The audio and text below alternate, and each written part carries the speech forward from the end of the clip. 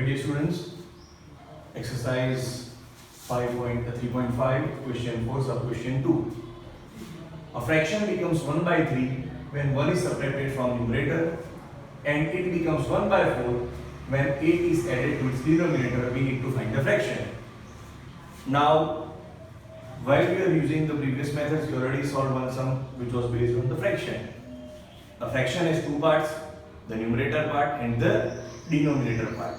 So if I have to find a fraction, it is obvious that I need to find its numerator and denominator. So now I will take, let the numerator of fraction is equal to x. Similarly, I will take denominator of fraction as y. So now my fraction is x upon y. Now we will try to frame the equations based on the condition. So now what is my condition number 1? So according to condition number 1, the fraction becomes 1 by 3. Fraction becomes 1 by 3 when 1 is subtracted from the numerator. So this is my numerator, that is x. 1 is subtracted from the numerator. So I have x minus 1. There is no condition for denominator, so denominator remains as it is. So denominator is y. Fraction becomes 1 by 3, so is equal to 1 upon 3. Now understand the condition once again. A fraction becomes 1 by 3. Fraction becomes 1 by 3 when 1 is subtracted from numerator. So this is my numerator. I have subtracted 1 from the numerator. So now my fraction becomes 1 upon 3. So we will cross multiply. So I will have 3 into x minus 1 is equal to y 1 y. So therefore 3x minus 3 is equal to y. And when I convert it into the standard form, I have 3x minus y minus 3 is equal to 0. This is my equation number 1 based on our condition number 1. Now condition number 2. Condition number 2. What is condition number 2? Condition number 2 says that it becomes 1 by 4. It means the fraction becomes 1 by 4 when 8 is added to the denominator. And 8 is added to the denominator. So numerator part is as it is, that is x. What is added to denominator? 8 is added to the denominator. So I will write to y plus 8. Then my fraction becomes 1 by 4. So I will write is equal to 1 upon 4. Now we again cross multiply. When we cross multiply, I will have 4 into x, that is 4x is equal to y plus 8 ones are y plus 8. So when you take the two terms on the right hand side or the left hand side, your second equation will be like this. 4x minus y minus 8 is equal to 0. This is my equation number 2 based on condition 2. Okay, so we'll write two equations, one after the 3x minus y minus 3 is equal to 0. 4x minus y minus 8 is equal to 0. Now below x we will write minus 1 and minus 1. Why? Because here we have minus y, so its coefficients are minus 1 and minus 1. And then the constant term, that is minus 3 and minus 8 is equal to, upon y I will have minus 3 and minus 8, and coefficients of x, that is 3 and 4. Then below 1 we will have 3, 4 and minus 1 and minus 1. Okay, so now when you multiply, you will have x upon minus 1 into minus 8 minus minus 1 into minus 3 is equal to y upon minus 3 into 4 minus minus 8 into 3 is equal to 1 upon 3 into minus 1 minus 4 into minus 1. Then after getting the parts, you will get the values of x and y, and your final answer fraction will be x upon y. Okay, dear students, question 4, sub question 3. The question is like this. Yash got 40 marks in a test, getting 3 marks for each right answer and losing 1 mark for each wrong answer. So there is a particular test in which if you answer the question correctly, you get 3 marks. But if you answer the question in a wrong way, means if your answer is wrong, then you lose 1 mark. So 1 mark gets cut from your final score. Okay, so 3 marks for each correct answer and you lose 1 mark for each incorrect answer. In such condition, Yash scores 40 marks. Now if the condition is changed, right? Had 4 marks been awarded for each correct answer, means for each correct answer, if he got 4 marks and 2 marks were deducted for each correct answer. So if the condition changes, the number of question remains the same. The number of correct answer remains the same. The number of incorrect answer also remains the same. In first condition, 3 marks for correct answer, you lose 1 mark for each incorrect answer. In that case, Yash gets how many marks? Yash gets 40 marks.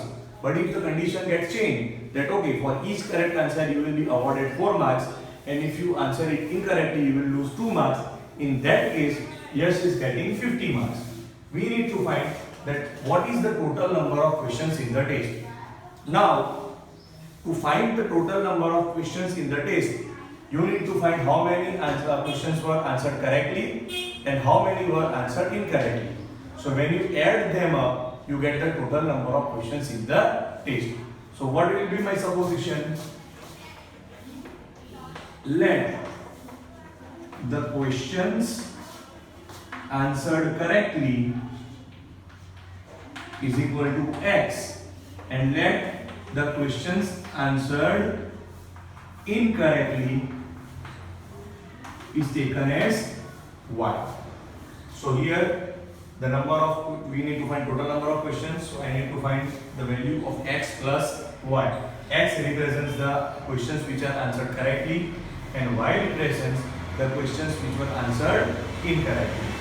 Now, for each correct answer in condition number 1, Yash gets how many marks? 3 marks. So 3 into X. Why? Because for correct answer you are getting how many marks? 3 marks. Now generally when two conditions are there we add, but here for incorrect answer he is losing 1 mark. So minus 1. So minus 1 into Y. So that is minus Y, and the total number of marks that Yash is getting is 40. So my first equation will be 3x minus y is equal to 40. These are the marks that he gets for answering the question correctly, and these are the marks that he loses for answering the question incorrectly, and the final total is 40. So 3 into x minus y is equal to 40. So when you convert it into the standard form, you will have 3x minus y minus 40 is equal to 0. Okay? Now the condition changes. For each correct answer he gets 4 marks. So 4 into x, that gives me 4x. Now he loses 2 marks for incorrect answer. So minus 2y. Now when this is the condition that you get 4 marks for correct answer and you lose 2 marks for incorrect answer, Yash is getting marks that is 50. So in this case, 4x minus 2y will be equal to 50. When you convert it into standard form, you will have 4x minus 2y minus 50 is equal to 0. This will be your equation number 2. So putting these two equations side by side, you will get the values of x and y using cross multiplication method. X will represent the questions that he answered correctly. Y will represent the questions that he answered incorrectly. You need to find the total number of questions in the test. So your final answer will be the sum of x and y. Okay, next question. Places A and B are 100 km apart on a highway. There is a straight highway and the distance between place A and B is 100 kilometers. One car starts from place A and another starts from B at the same time. Now two conditions. If they travel in the same directions, car A and car B both are traveling in the same direction. Now as the speed of both are different, okay, the faster car will catch up with the slower car. In how much time? They will meet in 5 hours. But if they travel towards each other, then time taken will be less. They will meet in 1 hour. We need to find the speed of both cars. Both cars means the car which is at position A and the car which is at position B. Once again, understand the question very properly. Places A and B are 100 kilometers apart on a highway.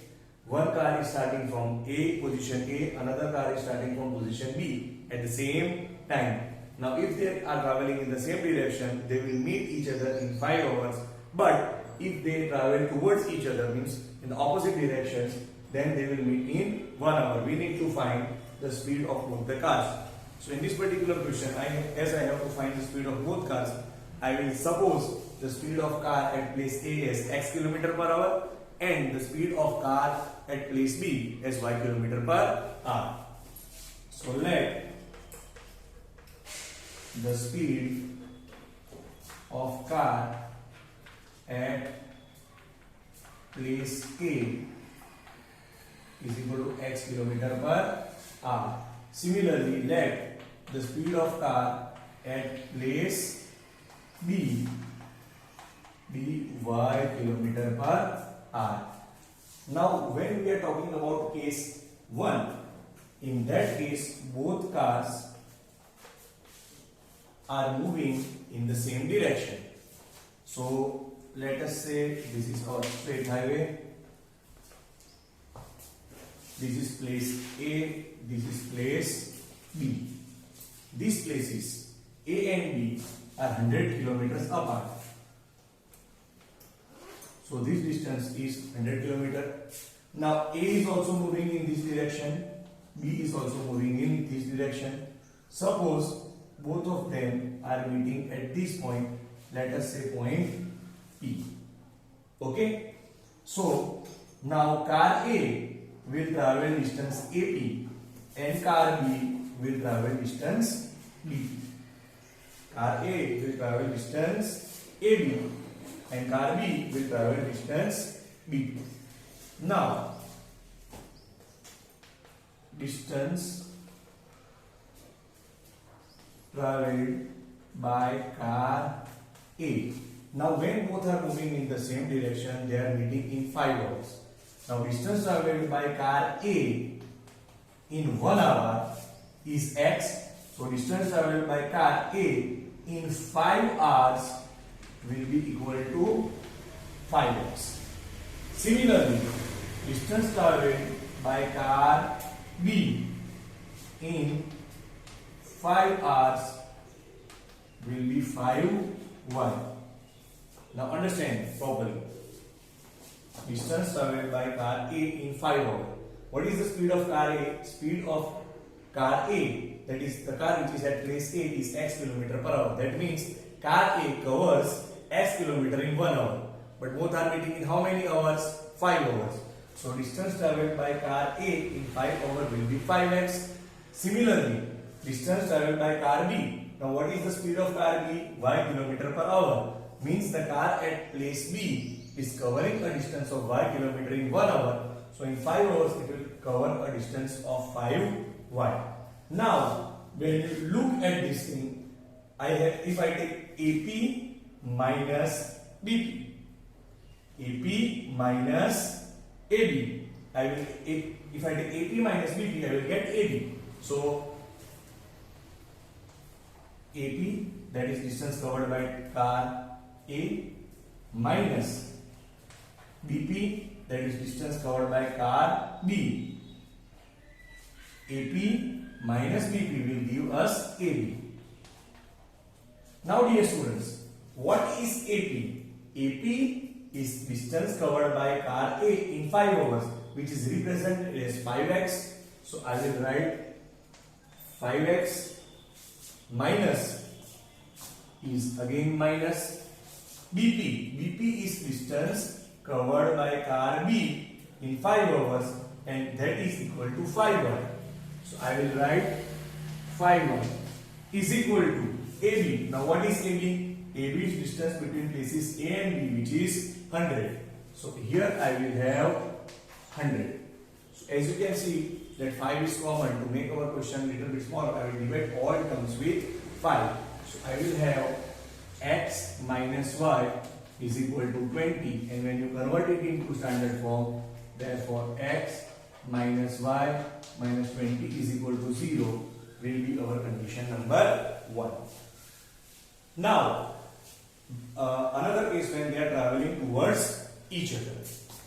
So now case number 2 or condition number 2, this is again place A and B, which is 100 kilometers apart. Now here both the cars are moving towards each other. So A is moving towards B and B is moving towards A. Now suppose they meet at some point, let us say this point as Q. They meet at point Q. Okay. Now when they are traveling towards each other, they are meeting in 1 hour. So again, distance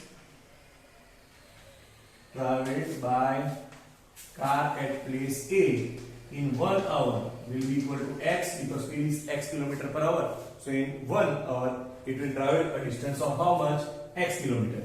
Similarly, distance traveled by car B in 1 hour will be equal to y. Now when you look at the diagram, you can say that AQ plus BQ is equal to AB. Now what is AQ? AQ is distance traveled by car A in 1 hour, which is x, plus what is BQ? Distance traveled by car B in 1 hour, which is y, is equal to AB. AB is again the distance between places A and B, which is 100. So when I convert it into the standard form, I will have x plus y minus 100 is equal to 0. This will be my equation number 2.